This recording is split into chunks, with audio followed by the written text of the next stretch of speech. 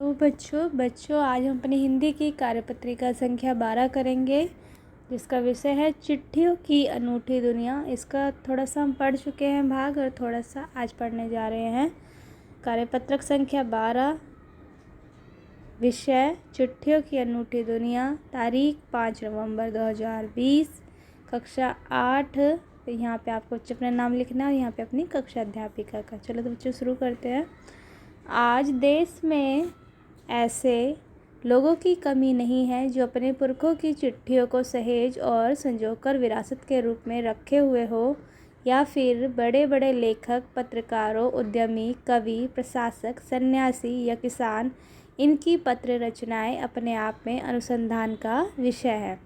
अगर आज जैसे संचार साधन होते तो पंडित नेहरू अपनी पुत्री इंदिरा गांधी को फ़ोन करते, पर तब पिता के पत्र पुत्री के नाम नहीं लिखे जाते, जो देश के करोड़ों लोगों को प्रेरणा देते हैं।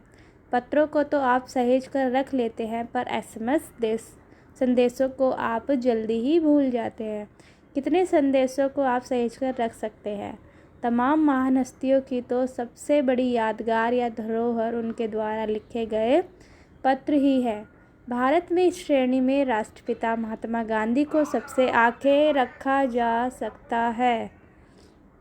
दुनिया के तमाम संग्रहालय जानी मानी हस्तियों के पत्रों का अनूठा संकलन भी है। तमाम पत्र देश, काल और समाज को जानने समझने का असली पैमाना है।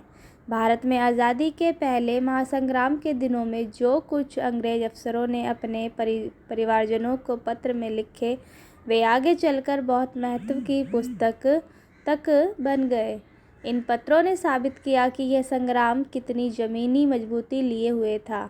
महात्मा गांधी के पास दुनिया भर से तमाम पत्र केवल महात्मा गांधी इंडिया लिखे आते थे और वे जहाँ भी रहते थे वहाँ तक पहुँच जाते थे।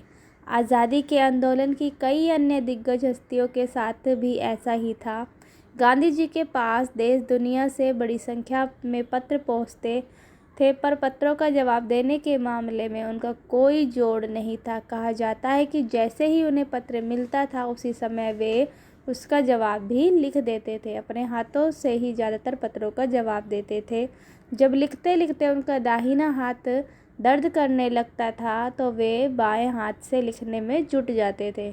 महात्मा गांधी ही नहीं, आंदोलन के तमाम नायकों के पत्र गांव-गांव में मिल जाते हैं।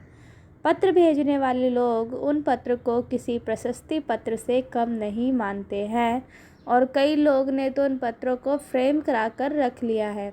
यह है पत्रों का जादू। यही नहीं, पत्रों के आधार पर ही कई भाषाओं में जाने कितनी किताबें लिखी जा चुकी है।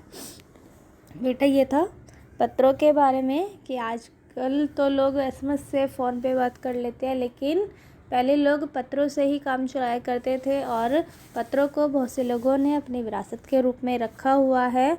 पत्र कितने महत्वपूर्ण होते हैं कि हम लोग उनको सहेज कर रख सकते हैं। उन पत्रों से हम अनुसंधान मतलब रिसर्च में भी सहायता ले सकते हैं। पत्र हमें प्रेरणा देते हैं, और महात्मा गांधी जी का नाम इसमें आया है कि बहुत सारे लोग विदेशों से उन्हें पत्र भेजा करते थे और सिर्फ महात्मा गांधी इंडिया लिख देते थे और चिट्ठी पहुंचाने वाला भी उन तक वो पत्र पहुंचा दिया करता था, क्योंकि एक जगह वो टिके नहीं रहते थे। और सिर्फ गांधी जी के साथ ही नहीं, जो महान हस्तियाँ थी, जो हमारे स्वतंत्रता आंदोलन के नायक थे बहुत सारे, उनके साथ भी ऐसा ही होता था कि सब उनके नाम पत्र लिख देते थे, लेकिन उनका एड्रेस नहीं होता था, तो सिर्फ नाम से ही उसे पहुंचा दिया जाता था। और बहुत सारे लोगों ने उन पत्रों को फ्रेम करके भी रखा हुआ है। तो बच्चों इसके प्रश्न उत्तर करते हैं हम। प्रश्न पहला है हमारा, लोग क्या संजो कर रखते हैं और क्यों? तो पहला है बच्चे, लोग पत्रों को संजो कर रखते हैं विरासत के रूप में। क्यों? क्योंकि वो क्या करते हैं, हमें प्रेरणा देते हैं और हमारे लिए अनुसंधान का विषय है। यहाँ देखो बच्चों, लोग अपने विरासत में सहेज कर रखते हैं और ये लिखा अनुसंधान का विषय है। ये पूरा आपका फर्स्ट आंसर हो जाएगा। ये हो जाएगा बेटा ऊपर से यहाँ तक। दूसरा है, तमाम महान हस्तियों की सबसे बड़ी यादगार धरोहर क्या है और क्यों? तो सबसे बड़ी यादगार धरोहर उनके पत्र हैं। पत्र क्यों है? क्योंकि वो हमें प्रेरणा देते हैं। दुनिया भर से सभी पत्र महात्मा गांधी के लिए किस पते से आते थे और क्यों? तो किस पते से आते थे? महात्मा गांधी इंडिया, इतना ही लिखा आता था। क्यों? क्योंकि महात्मा गांधी जी एक ही जगह पर टिककर नहीं रहते थे।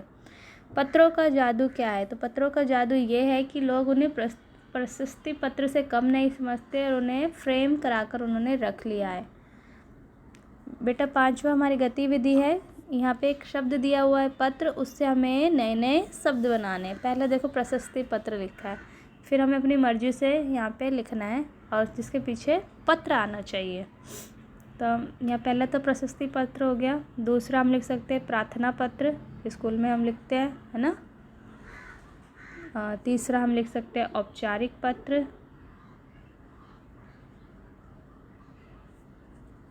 पांचवा अनौपचारिक लिख सकते हैं, चौथा। पांचवा स्वीकृति लिख लेते हैं हम, स्वीकृति पत्र। अगला हम लिख सकते हैं सेवा पत्र, है ना, सेवा पत्र। समाचार पत्र भी लिख सकते हैं, समाचार पत्र। ठीक है बच्चे, इस तरीके से हमें ये लिखना है। अगला दिया है एक शब्द हमारा इक, और उदाहरण में दिया व्यापारिक, व्यापार जमा इक। ऐसे ही हम लिख सकते हैं सामाजिक, समाज जमा इक, क्या हो जाएगा? सामाजिक। अगला लिख सकते हैं नैतिक, है ना, इक आना चाहिए बस पीछे, उसे प्रत्यय बोलते हैं जो बेटा पीछे लगाया जाता है। नैतिक, सामाजिक, औपचारिक, अनौपचारिक,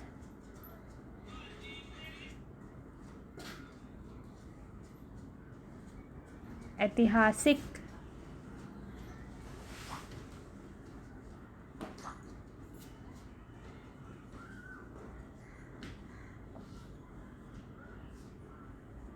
औपचारिक।